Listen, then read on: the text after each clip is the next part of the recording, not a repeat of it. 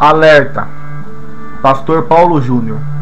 Ninguém de maneira alguma vos engane, porque não será assim sem que antes venha a apostasia, e se manifeste o homem do pecado, filho da perdição.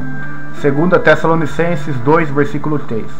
Recentemente, os jornais de todo o mundo publicaram uma declaração do Vaticano, vinda do cardeal Peter Turkson, que propôs a criação de um único governo e sistema monetário mundial.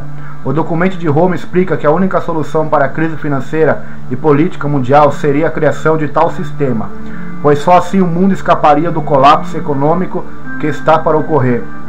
Essa surpreendente declaração, vinda do maior poder religioso do mundo, traz a nós um alerta. Estaríamos exatamente no tempo do fim? Tais declarações nos fazem lembrar exatamente das profecias bíblicas a respeito da segunda vinda de Jesus, quando ocorrerá o arrebatamento, a grande tribulação, o Armagedon, o milênio, o trono do julgamento e os novos céus e nova terra. A Bíblia diz que a segunda vinda de Cristo seria precedida por um governo mundial, regido por uma só moeda e um só governante. Tanto o livro de Daniel quanto o livro de Apocalipse falam a respeito dessa forma de governo, que culminam com o aparecimento da figura do anticristo, que será o governante dessa nova ordem global. Não é assustador notar que o Vaticano, assim como as demais entidades políticas e religiosas, estão chegando à conclusão de que a solução para os problemas mundiais, que sucessivamente estão aumentando, só poderão ser resolvidos com a ascensão de tal governo? Isso deve levar todos nós a crer que estamos no tempo do fim. O próprio Jesus disse: igualmente, quando virdes todas essas coisas, sabei que ele está próximo, às portas. Mateus 24, verso 23. Vejam só, eu entendo que durante várias décadas e anos muitos falaram a respeito do fim, e eu não quero ter nenhuma pretensão de dizer datas ou dias a respeito do arrebatamento ou da volta de Jesus. Sinais sempre ocorrem ao longo das eras, mas à medida que o fim se aproxima, esses sinais vêm se intensificando mais e mais.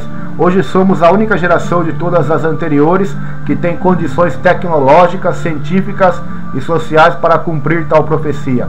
Creio então que está tudo caminhando exatamente para o tempo do fim. Não podemos achar insignificante tal informação, vinda de um órgão tão importante como o Pontífice Conselho Justiça e Paz do Vaticano, e ignorá-la.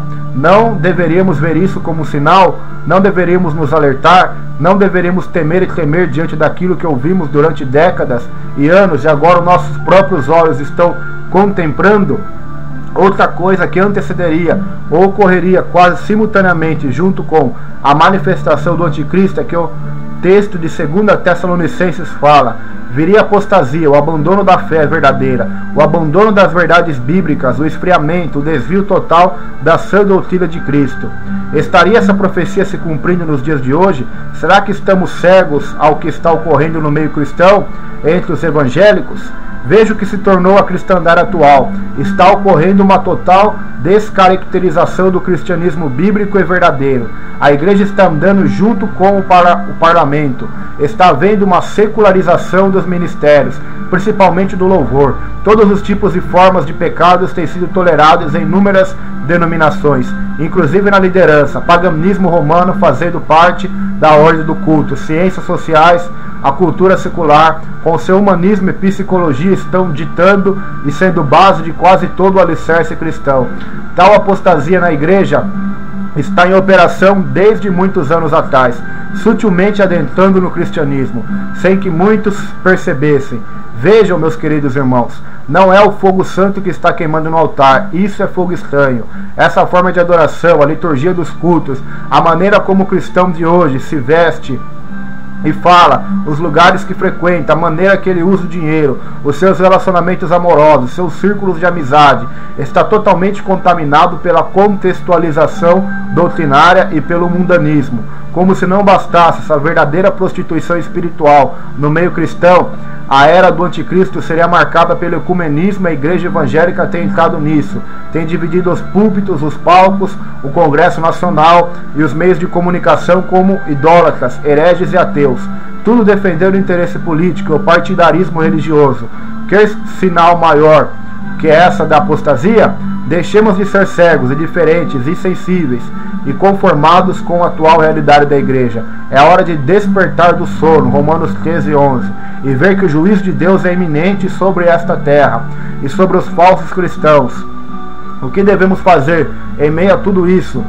Diante de tais informações e profecias bíblicas sendo cumpridas descaradamente, o Senhor Jesus nos dá a direção, pois ele disse: vigiai, porque não sabeis que hora virá o vosso Senhor.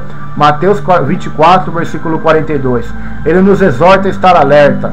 São dias de cuidarmos e darmos prioridade às coisas de Deus, coisas santas, espirituais, celestes, como está escrito em Colossenses, 3º capítulo, do verso 12 ao 16. Sempre foi e continuando sendo o tempo de buscar em primeiro lugar o reino de Deus. Chegou a hora de deixar as vaidades de lado, os caprichos humanos e mundanos, sonhos infantis e abstratos, que não dão nenhuma glória a Deus e não acrescentam nada ao reino. Está na hora de se converter de verdade, amadurecer na fé, sermos crentes espirituais. Temos que voltar para a rocha que é Cristo Jesus. Que as nossas vidas espirituais, nosso cristianismo, seja baseado e fundamentado apenas na solidez das Escrituras, na sua autenticidade, veracidade e suficiência. O que Oséias dizem no capítulo 4, versículo 6. O meu povo foi destruído porque lhe faltou conhecimento.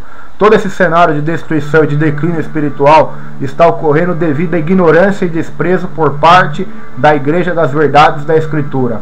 Essa é uma mensagem de alerta.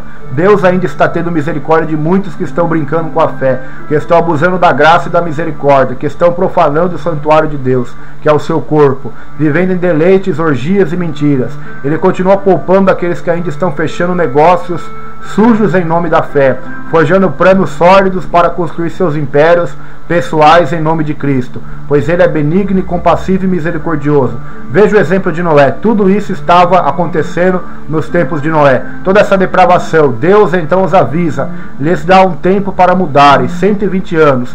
Eu disse 120 anos de misericórdia, dizendo que caso contrário o juízo viria. Mas infelizmente o juízo foi inevitável para a geração de Noé. Estamos vivendo esses 120 anos. Apesar de todo esse estado espiritual degradado da terra, Deus ainda tem esperado pelo arrependimento dos homens.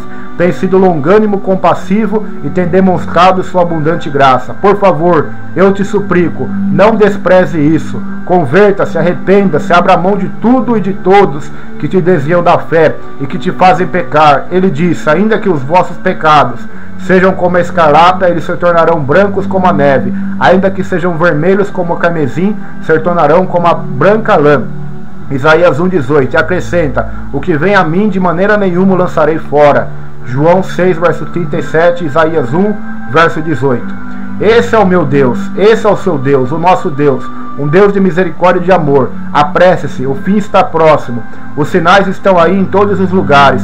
Arrependa-se pelo seu pecado, converta-se, e que pelo Espírito Santo você venha de fato nascer de novo, para que você seja salvo no dia do arrebatamento, você suba com ele. Agora, se isso não acontecer, você conhecerá a ira de Deus e os seus juízos sendo despejados na terra, e o inevitável ocorrerá, você será condenado. Amém. Uma palavra do pastor Paulo Júnior, alerta para o mundo e para a igreja.